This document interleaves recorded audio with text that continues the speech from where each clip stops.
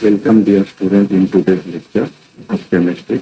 The topic of today's lecture is polymer, and in that polymer the definition of polymer, then functionality, and next is the classification of a polymeric material. So let us see the presentation of today's lecture. So module polymer. So in that polymer and their classification. So detailed classification of a polymeric substance are as follows. So before starting the classification, it is important to know what is a polymer. So polymer, these are the giant complex, that is higher molecular weight compound, which is obtained from a large number of small molecules, that is smaller molecular weight compound. So this is the definition of polymer. So polymer, it is a higher molecular weight compound which is obtained from a lower molecular weight compound or smaller molecular weight compound.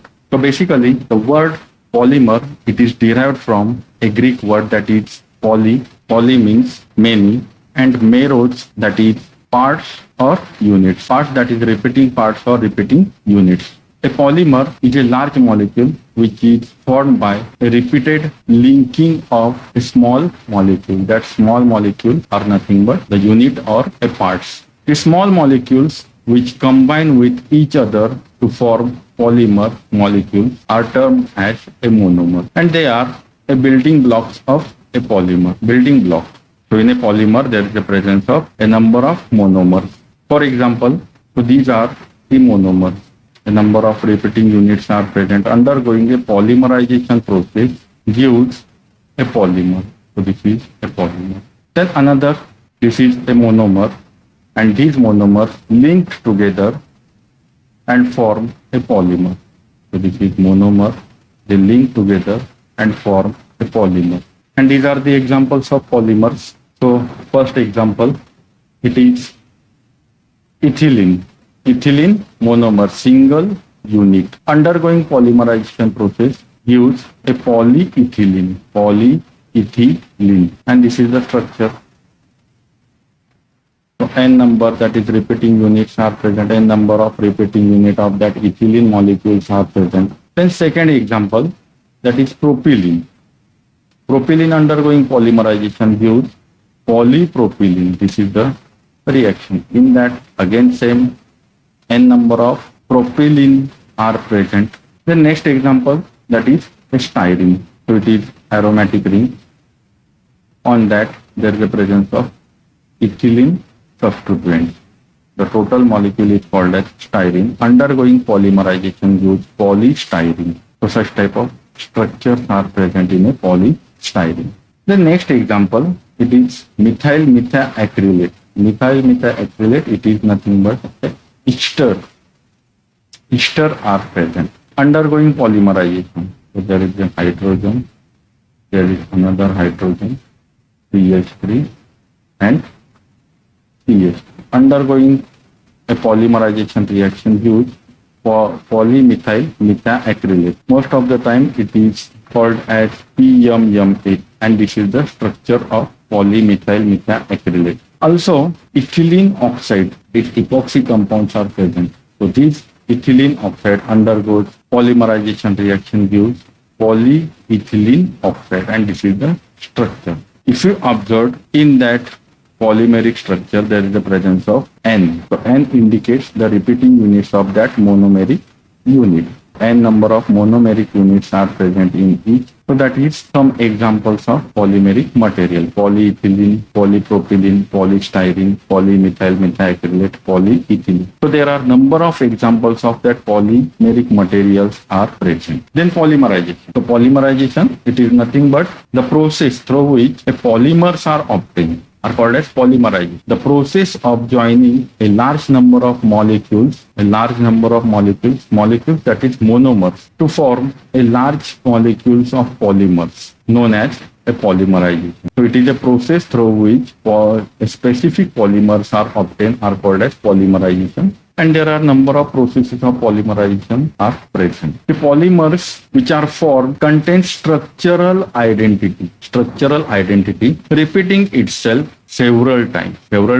In previous slide there is a N, that is the number of monomeric units are reacted together, that is several times. These repeating entities or repeating units are called as repeat units or monomeric units of polymers. And on the basis of that repeating units, the term is arises, that is degree of polymerization. The size of molecule is decided by the number of repeated units present in it is denoted by degree of polymerization. For example, if 10 molecules of ethylene monomers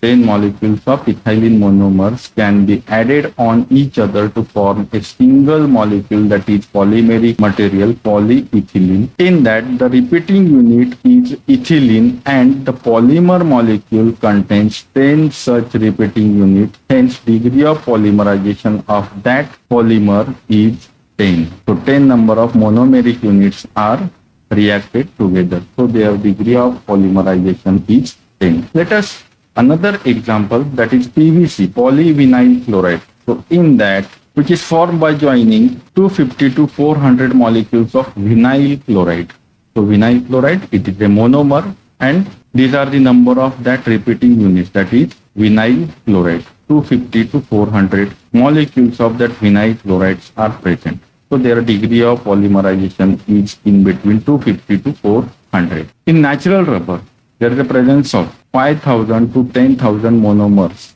If there is a presence of 5,000 to 10,000 monomers molecule which is joined together, so their degree of polymerization is 5,000 to 10,000. So that is degree of polymerization. Degree of polymerization is nothing but a repeating units. How many numbers of repeating units are present is nothing but the degree of polymerization. Then functionality, most important. Formation of any polymeric material, it is essential to use a monomer, and in that monomer the essential condition present, that is functionality. Which type of functional groups are present? It is defined as the number of functional groups or reactive sites present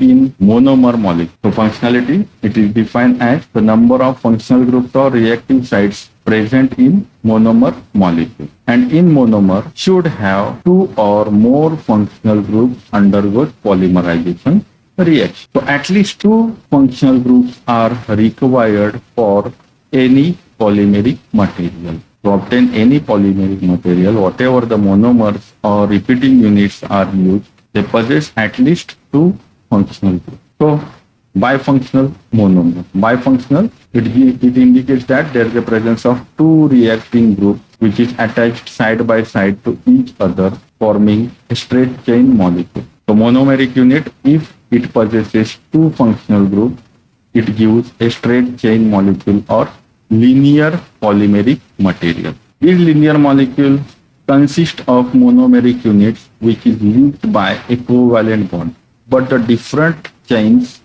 are held together by van der Waals force. This gives the possibility of chain in a direction. And there are examples. First is ethylene. So in ethylene, there is the presence of carbon-carbon double bond. So in that carbon-carbon double bond, one is sigma bond and another is pi bond. And this pi bond, it acts as a functional group. So pi bond undergoing homolytic cleavage, and there is a formation of a radicals are taken. And these radicals undergo a polymerization reaction, use polyethylene. The next example is styrene.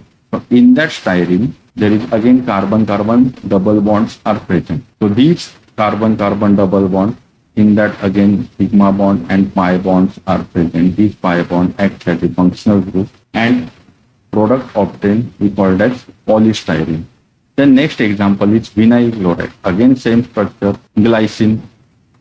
So these are the examples are present which acts as a bifunctional monomer.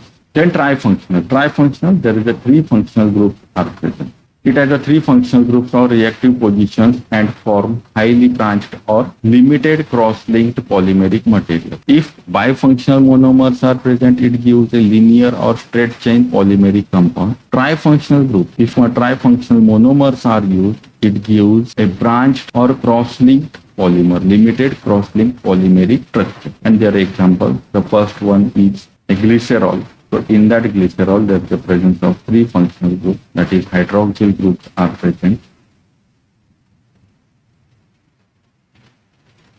So trifunctional monomer. The next example is phenol. So in that phenol, the hydroxyl substituents are present.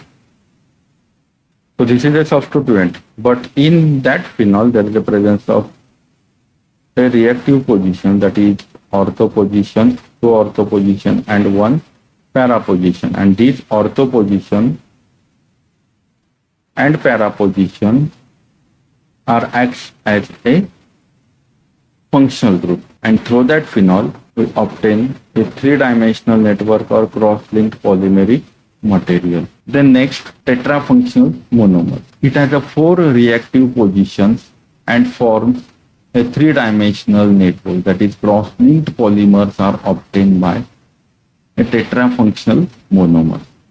So in that, examples are acetylene. So in that acetylene, two pi bonds are present and central is sigma bond.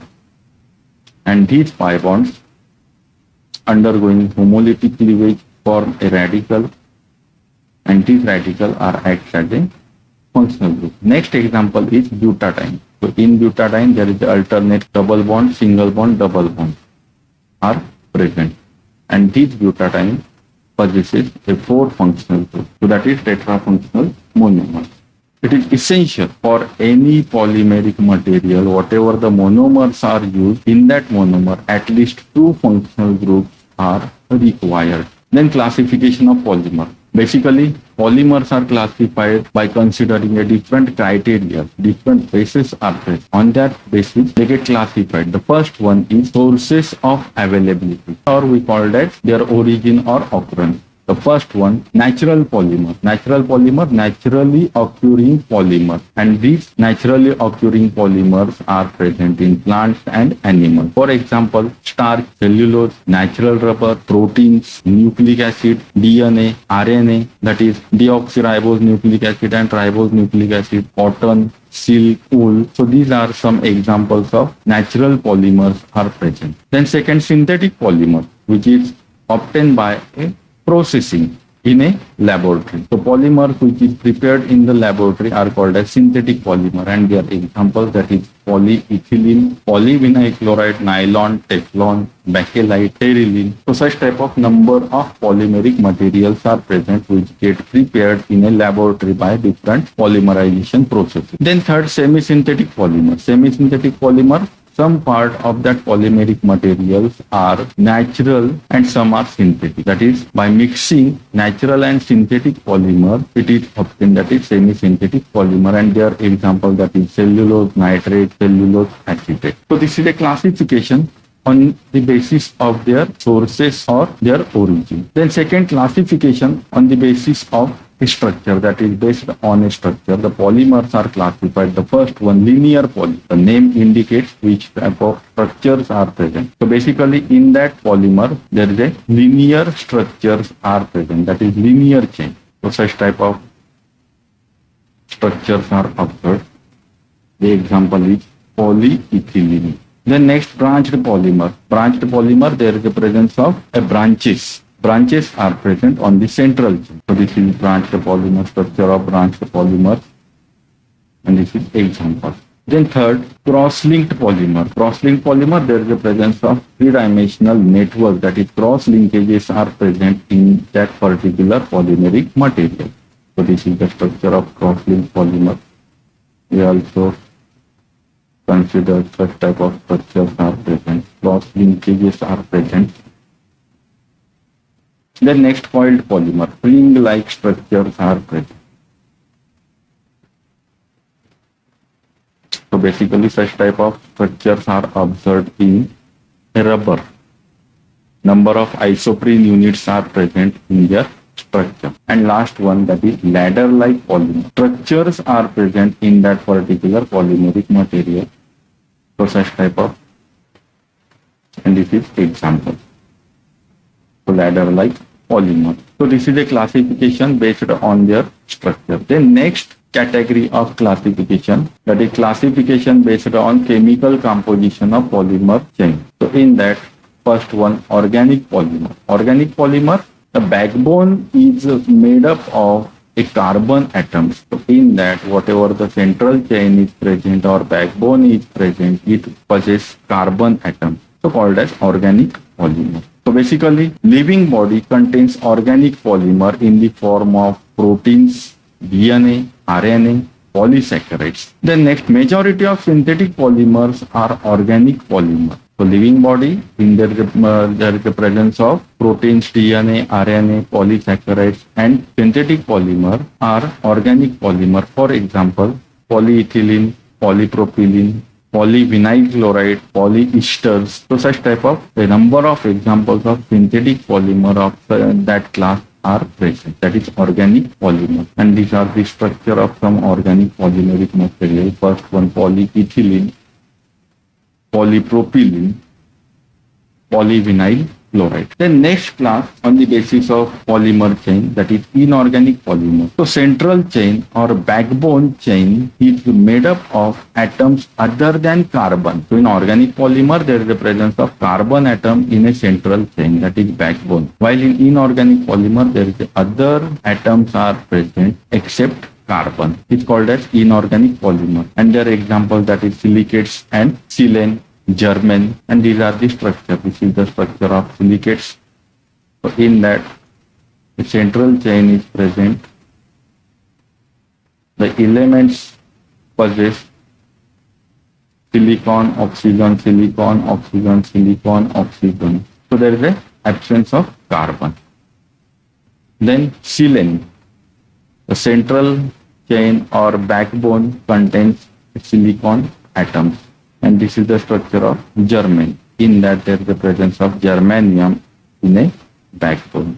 The next classification based on a molecular forces. Molecular forces, that is which type of linkages are present or which type of forces are required, which type of bondings are present in that particular polymeric material. The first one is elastomer. It is a polymer in which polymer chains are held together by weakest intermolecular forces. Weakest intermolecular forces are present. And these forces permits polymer to be stretched. Basically, stretching is the property of the polymeric material. One type of property, that is, these force permits the polymer to be stretched. A few crosslinks are introduced between chains to help the polymer retract to its original position after releasing a force. For example, vulcanized rubber. Vulcanized rubber, it is obtained by vulcanization process in which sulfur is added as a vulcanizing agent.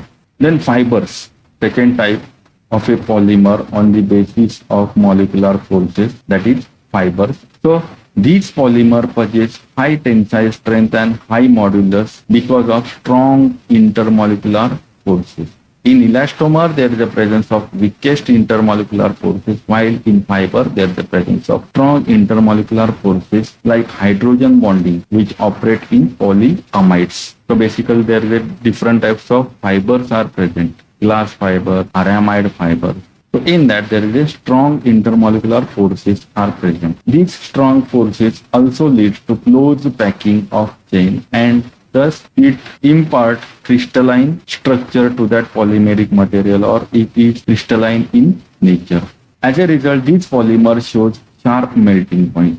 For example, nylon or terylene. So these are some examples of fibers are present. Then thermoplastic polymers. Thermoplastic polymer, the intermolecular forces are intermediate between elastomer and fibers. And specifically, that polymer chain has no cross linkage. Thus, the thermoplastics can be molded on heating. So molding process are there, that is fabrication methods. So this thermoplastic polymer undergoes a molding process. These polymers have no cross linkages between the chain. For example, polyethylene and polystyrene. Then next, thermosetting polymer.